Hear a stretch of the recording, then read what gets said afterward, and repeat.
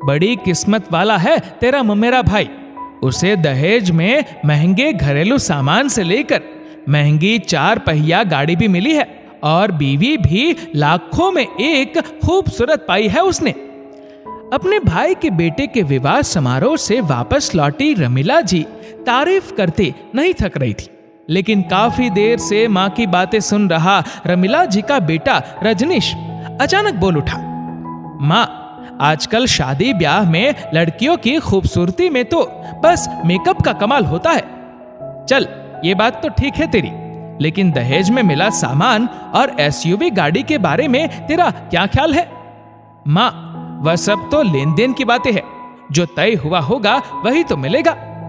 हाँ बेटा, ये बात तो तूने 16 आने सच कही। मैंने तेरा ब्याह बहुत जल्दबाजी में तय कर दिया था, इसलिए लड़की वालों ने अपनी लड़की के अलावा हमें कुछ भी नहीं दिया। रमीला जी का चेहरा अचानक उदास पड़ गया, लेकिन रजनीश ने अपनी माँ को समझाने की कोशिश की। माँ, ये सब बेकार की बातें हैं, और वैसे भी अब पछताए होत क्या जब चिड़िया चुग गई खेत। बेटा, सच कहूं तो अभी भी कुछ खास देर नहीं हुई है। माँ, मैं कुछ समझा नहीं। रजनीश की निगाहें अपनी माँ रमीला जी के चेहरे पर टिक गई, लेकिन रमीला जी ने अपनी बात पूरी की। बेटा, तू बहू से क्यों नहीं कहता कि वह अपने मायके से दहेज के नाम पर एक बढ़िया 4 पहिया गाड़ी मांग ले और साथ ही साथ एसी और नया फ्रिज खरीदने के लिए रुपए कैश मांग ले। अपनी माँ की बात सुनकर रजनीश पल भर के लिए सोच में पड़ गया, लेकिन अगले ही पल वह अपनी माँ रमीला जी के सामने से उठकर भीतर कमरे में चला गया। रमीला जी भी अपनी जगह से उठकर बेटे बहू के कमरे के दरवाजे से सटकर भीतर हो रही बातें सुनने लगी।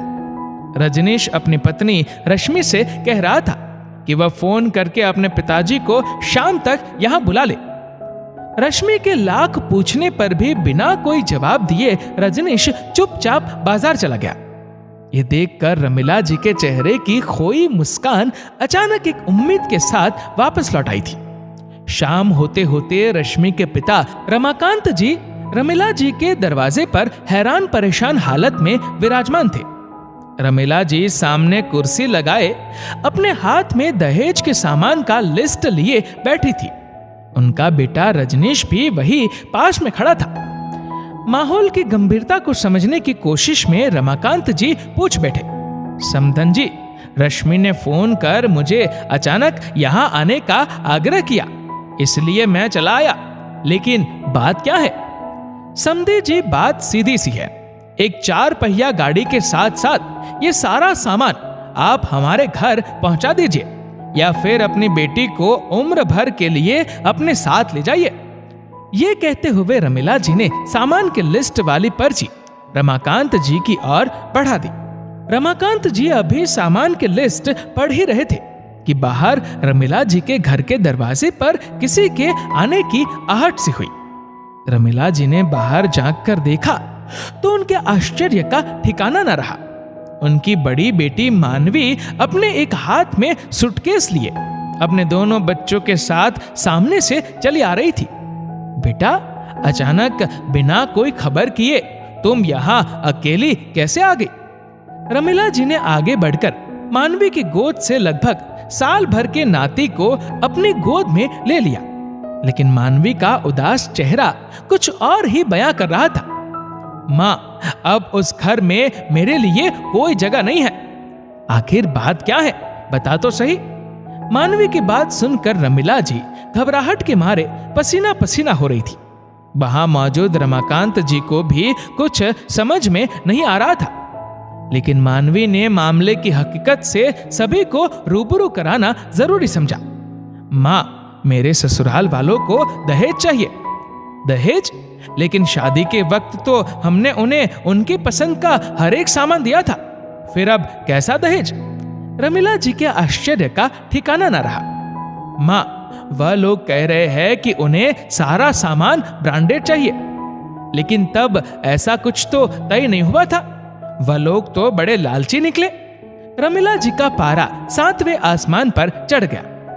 बेटा, तू मेरे साथ अभी कोतवाली चल, मैं तेरे ससुराल वालों के खिलाफ दहेज प्रताड़ना का मामला दर्ज करवाऊंगी।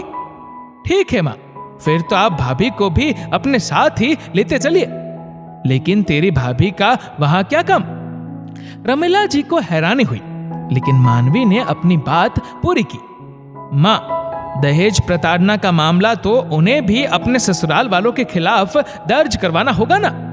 अपनी बेटी की बात सुनकर रमीला जी स्तब्ध थी, लेकिन अपने छोटे भाई के एक फोन पर अपनी मां को सही रास्ता दिखाने मायके आ पहुंची मानवी रजनीश और अपनी भाभी रश्मि की ओर देख मंद मंद मुस्कुरा रही थी।